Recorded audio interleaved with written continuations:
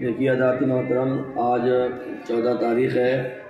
حضرت سیدنا سرکار خواجہ قطب الدین بختیار کاکی علیہ رحمہ کا عرس پاک تھا، آج کل شریف تھا۔ تو ہم لوگ دہلی میں رہ رہے ہیں اور حضرت بھی دہلی میں ہی ہیں، تو ہمیں چاہیے کہ ہم حضرت کا کچھ نہ کچھ ذکر کریں، کیونکہ اللہ والوں کے ذکر سے دلوں کو سکون، چین اور راحت نصیب ہوتی ہے۔ نیک لوگوں کا ذکر اللہ پاک نے قرآن پاک میں کیا ہے۔ یہ حضرت سیدنا خواجہ قطب الدین بختیار کاکی، آپ کا 16 واسطوں سے امام حسین سے آپ کا نسب ملتا ہے، یعنی 16 پشتوں سے جا کر 16 پشتوں کے بعد امام حسین سے آپ کا خاندان مل جاتا ہے، حضرت سید خواجہ قطب الدین بختیار کاکی رحمۃ الرحمان کا۔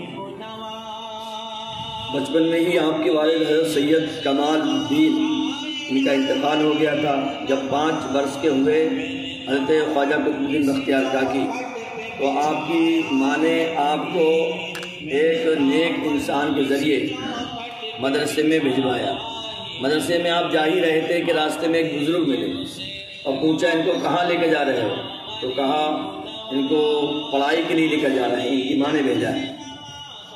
تو آپ نے فرمایا یہ بچہ بے مثال انسان بنے گا، بہت ہی باکمال بنے گا۔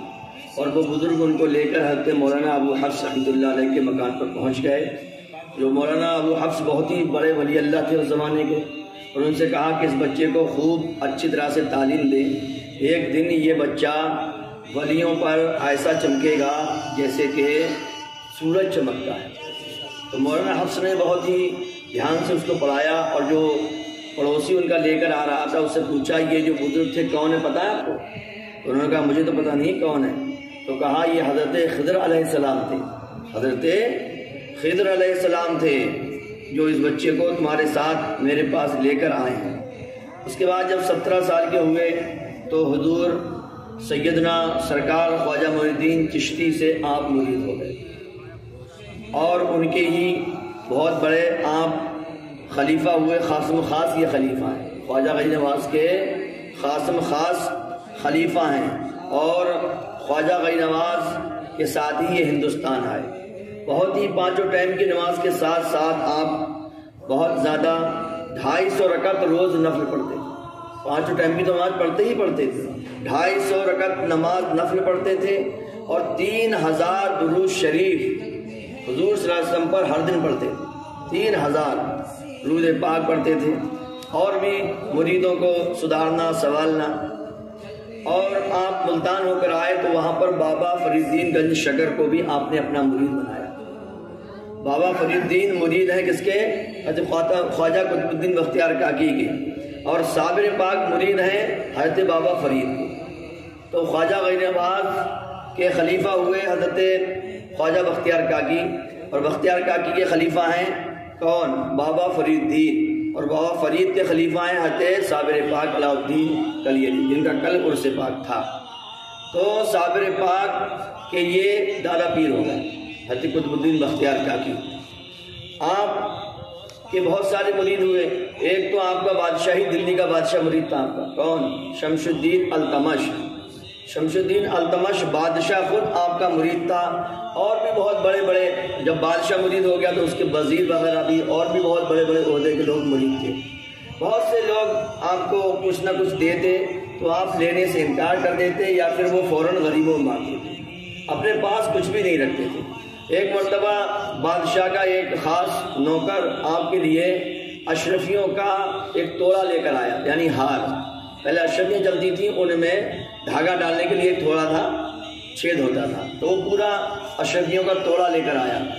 آپ نے فرمایا ادھر آؤ، اور آپ نے بلایا اور کہا میرا مسلح اٹھا ذرا۔ اس نے مسلح کا کونا اٹھایا تو دیکھا تو اس کی آنکھیں پھٹی رہ گئیں کہ مسلح کے نیچے سونے چاندی کا دریا بہ رہا ہے، مسلح کے نیچے سونے چاندی کا دریا بہ رہا ہے۔ کہتی ہے دیکھ رہا ہے، بول آئندہ یہ حرکت مت کرنا، مجھے کوئی ضرورت نہیں ہے مال دولت کی، لے جائے یہاں سے اٹھا کر۔ تو اور بھی آپ لوگوں کو کھلاتے پلاتے رہتے۔ کاکی کیوں کہتے ہیں آپ کو؟ کاکی آپ کو اس لیے کہتے ہیں کہ اس میں بہت ساری وجہیں ہیں کہ اکثر آپ فاقے سے رہتے تھے اور جب ضرورت پڑتی تو ایک پاس میں بنیا تھا اس سے ادھار لیتے.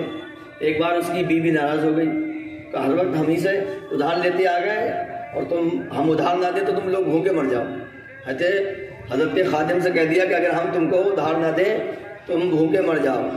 حضرت خواجہ قطب الدین بختیار کاکی نے فرمایا اب آئندہ اس کے پاس لینے مت جانا. جب بھی ضرورت پڑے تو میرا مسلح اٹھانا اور اس کے نیچے سے جتنا ضرورت پڑے تمہیں اپنے ضرورت کے مطابق مال لینا، لنگر چلانا اور اس سے کبھی بھی آپ کو لے کے نہیں دینا ہے.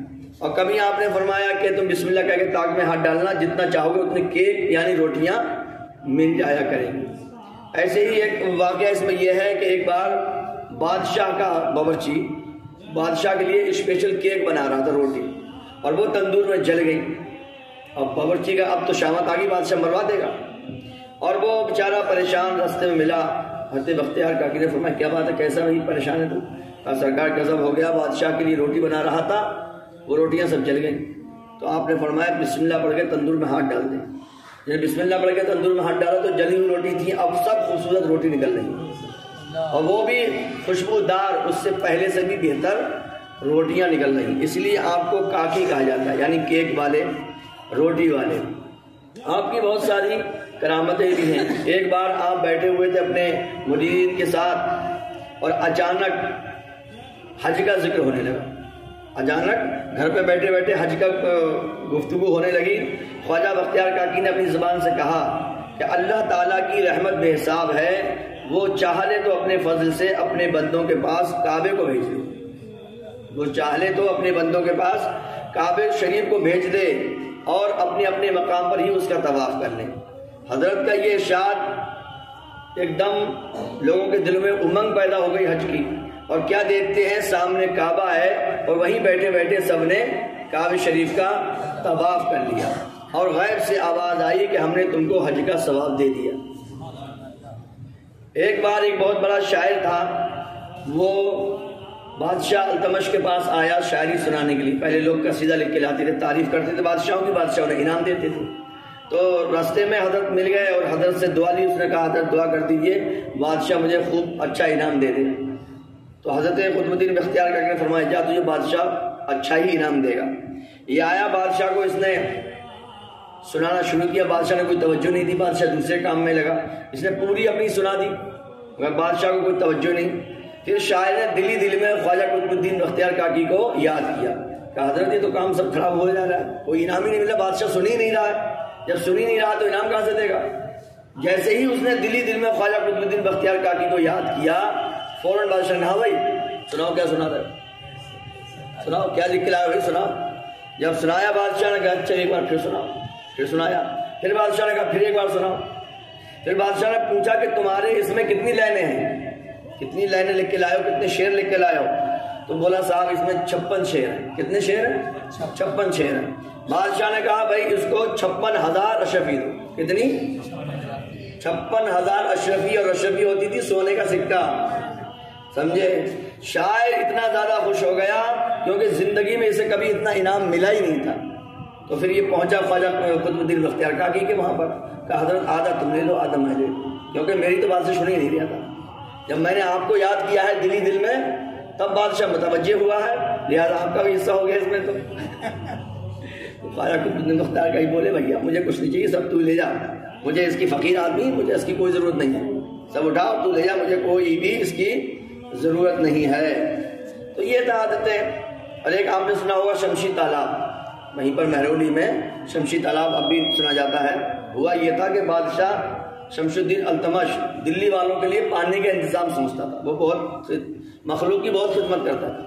اس نے سوچا یار ایک تالاب بنوا دوں بڑھیا سا تاکہ دلی والوں کو پانی کی کمی نہ ہو، پینے والے پانی کی. تو یہ سوچ بچار پڑا تھا کہاں بنواؤں کہاں بنواؤں. خواب میں دیکھا حضور صلی اللہ علیہ وسلم تشریف لائے. سبحان اللہ. پیارے آقا صلی اللہ علیہ وسلم تشریف لائے اور فرمایا کہ بھائی بادشاہ ہم جہاں پر کھڑے ہیں تو وہاں پر تالاب کھلوا. جیسے ہی بادشاہ کی صبح کو آنکھ کھلی بھاگا بھاگا گیا تو وہاں پر دیکھا تو حضرت قطب الدین بختیار کاکی وہیں پر کھڑے ہوئے اور فرمایا یہیں کھودو. تو وہ تالاب اس وقت کھدا تھا. آج بھی اس کے کچھ آثار موجود بتائے جاتے ہیں. اور بھی بہت ساری آپ کی کرامتیں ہیں. اور آپ کا جو وصال ہوا ہے وہ 14 تاریخ کو. 12ویں شریف کی 14 تاریخ، آج 14 تاریخ ہے، 14 ربیع الاول 634 ہجری میں، کتنی 634 ہجری میں۔ اس سے آپ اس طرح سے یاد کر سکتے ہیں، دیکھو 6 سے تو خواجہ کی نماز چھٹی آ گئی، اس کے بعد پھر 3 سے کیا کہتے ہیں حضور کے 3 بیٹے آ گئے، حضور کے 3 بیٹے، حضرت قاسم، حضرت عبداللہ، حضرت ابراہیم، اور پھر 4 سے حضور کی 4 بیٹیاں، حضرت زینب، حضرت رقیہ، حضرت ام کلثوم، حضرت فاطمہ۔ تو اس طرح سے آپ ان کے عرس کی تاریخ یاد رکھ سکتے ہیں، 634 6 سے مراد خواجہ کی نماز کی چھٹی جو آپ کے پیر و مرشد ہیں، 3 سے حضور کے 3 بیٹے، اور 4 جو ہیں وہ 4 سے حضور کے 4 خلفاء بھی کہہ سکتے ہیں، 4 یار یا حضور کے 4 بیٹے۔ تو اور بادشاہی نے آپ کی نماز پڑھائی تھی، کیونکہ حضرت کا حکم تھا کہ جس کی کیا کہتے ہیں تہجد کی نماز نہ چھوٹی ہو، تہجد کی جس کی نماز نہ چھوٹی ہو، اور ہمیشہ اس نے پہلی صف میں امام صاحب کے ساتھ نماز پڑھی ہو، وہ میری نماز جنازہ پڑھائے گا۔ بادشاہ اپنے آپ کو چھپا رہا تھا کہ کوئی نہ کوئی نکل جائے، کوئی نہ کوئی نکلے، کوئی بھی نہیں نکلا۔ پھر بادشاہ خود ہی آگے بڑھا اور حضرت کی اپنے پیر صاحب کی بادشاہ نے خود نماز پڑھائی۔ جو آج عجیب طرح کے ہوتا ہے، لوگ بیان کرتے ہیں کہ بادشاہ باہر سے آ کے سب لوٹ کے لے گئے، ایسے تھے کہ عیاش تھے کہ ویسے تھے، سب ایسے نہیں تھے۔ کچھ مسلمان بادشاہ جو تھے وہ بہت تو ولی اللہ تھے، جیسا کہ یہ شمس الدین التمش، کہ خود انہوں نے اپنی پیر صاحب کی نماز جنازہ پڑھائی، قطب الدین بختیار کاکی کا۔ تو یہ تھوڑا سا مختصر بیان تھا، اللہ تعالیٰ قبول مقبول فرمائے۔ ہم تو آج کل میں بھی گئے تھے، صبح ہی فجر کی بات چلے گئے تھے اور پھر نماز میں جلدی آئے۔ اللہ تعالیٰ قبول فرمائے حاضری، اور یہ ہم نے جو بیان کیا اللہ اسے لیے قبول مقبول فرمائے۔ اللہم صلی علی سیدنا و مولانا محمد